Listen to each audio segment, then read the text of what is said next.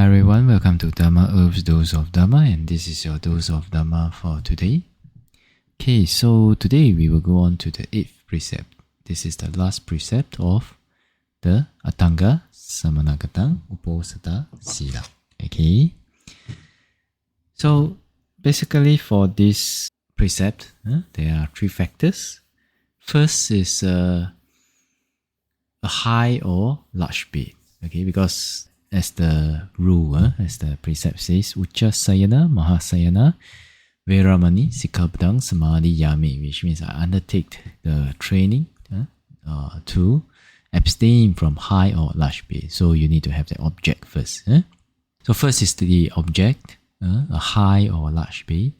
Second factor is one is aware that it is a high or large bed. Okay, and then the third factor is to sit or to lie down on that bed. Okay, so to repeat, first the object, a high or large bed. Second, one is aware that it is a high or large bed. Third, to sit or to lie down on that bed. Okay, so what are high or large beds? Okay, can we be more clear about that? So basically, it is beds and stools. They can be made of boards, made of rattan, made of cloth, etc. They may have many curved or straight legs, but the bed should not exceed 8 sukata inches. Okay, so there are many interpretations about this. So for some traditions, they say that it should not be more than 20 inches. Okay, and for some tradition, they measure it by with the length from the elbow, from the elbow to the tip of the middle finger, and then adding to that another length of the palm, which means from the wrist to the tip of the middle finger again, on top of the previously said length. Okay, so how is this measured? It has to be measured from the baseboard down. Okay, from the floor, and then you measure up. Okay, so very easy. If you don't know 20 inches, just go down, put your elbow on the floor, and then put your fingers facing up to the sky. Okay, without lifting your elbow. Okay, so that is one length. This is from the elbow to the tip of the middle finger, and then you make a mark there, and from that mark, put your wrist put the bottom of your wrist on that mark, and then with your fingers facing up again.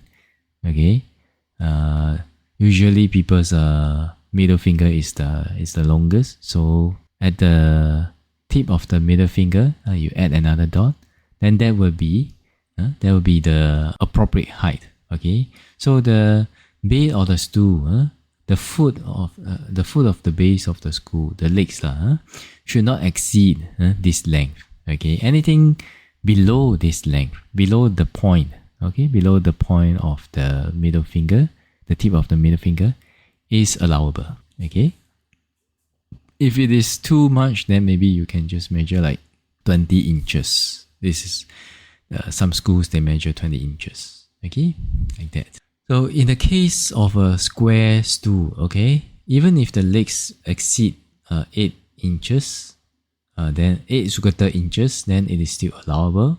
Okay, then if a bed has a back and sideboards, even if it is a little bit over the prescribed dimensions, it is also allowable. Like that. We can also understand that a bed or stool that has legs longer than the allowed measurements but is fixed in place is also allowable. Okay, so a bed which does not have a headboard may, by putting the wood under the leg, be elevated up but not exceeding the 8 sukata inches length height. Okay, why is this so? Because what is the meaning of this precept? What does it intend to purify? Or abstain? So high beds and seats tend to, lead to ego and excitement. Therefore the purpose behind not sitting or lying on high or large beds or seats is to avoid the possibility of such things, leading to lust, ego, and excitement. Okay, so when we go to, maybe you go to the hotel or things like that. So if it is you're keeping Uposatha on that day, then maybe it is good to sleep on the carpet or on a low-lying chair, or ask them for a mattress. They can sleep on the mattress. These are more allowable like that. Okay. Alright, so hope this sharing is helpful for everyone. Wish all of you well, peaceful and happy, and may the Triple Gem bless all of us to be able to attain path, fruition and nibbana as soon as possible. Sadhu, sadhu, sadhu.